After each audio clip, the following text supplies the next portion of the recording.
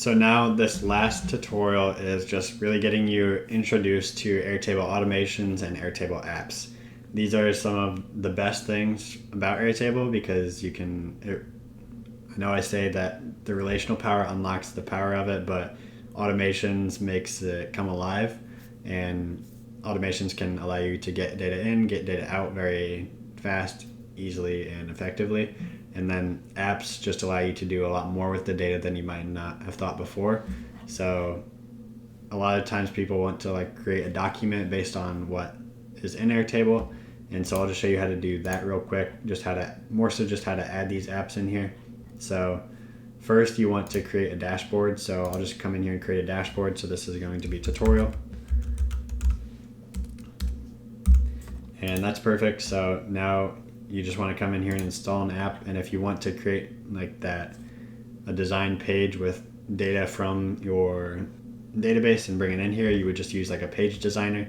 If you want to visualize your data, you would use a chart or a pivot table. And then you can really explore. You can explore all of these. If you're new to scripting, there's some pretty easy plug and play scripts in here that you can add as an app. And keep in mind, every single one of these that you add, you're just going to have to come in here and add a new one.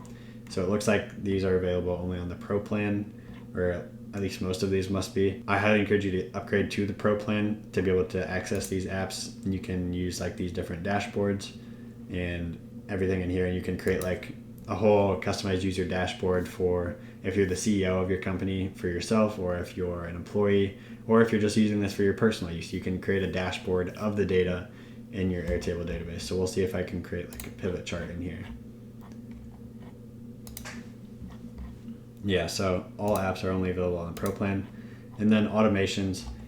I encourage you to come in here and play around with automations. You're gonna have to sync up some different things unless you're only doing automations within your Airtable database.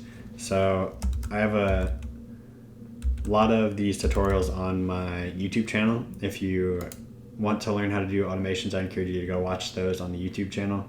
Just choose a trigger. And the basic thing is just choose a trigger, choose an action, and you can choose many actions, and you can run checklists, you can update records automatically without you doing anything besides data coming in and then you picking what data goes out. So I highly encourage you to go check that out on my YouTube channel. I have a whole playlist of probably 15 to 20 Airtable automations if you want to go learn how to do those, and another whole playlist on Airtable formulas if you want to learn how to do 20 or 30 of those. So that's the intro. Automation summed up in one sentence: you need a trigger to trigger it, you need an action for it to do something, and then click done on each and click on the automation.